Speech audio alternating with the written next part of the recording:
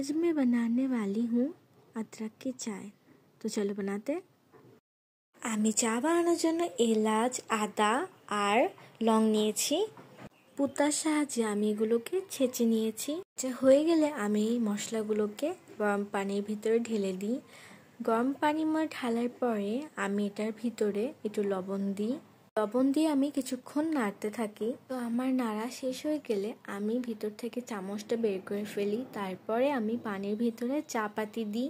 চা পাতি দেওয়া হয়ে গেলে পানি ফুটতে থাকে। কিছুক্ষণ পানি ফোটার পরে আমার চা রেডি হয়ে গিয়েছে। তো আমার চাটা রেডি হয়ে যাওয়ার পরে আমি আমার চাটা কাপের ভিতরে ঢেলে ফেলি। তো আমার চায়ের মধ্যে আমি এখন একটু সুগার অ্যাড করেছি। শীতের কারণে প্রতিদিন আমার চা খাওয়া হয়, আর প্রতিদিন তো আম্মুই চা বানিয়ে দেয়। আজকে আমি নিজে চা বানিয়েছিলাম।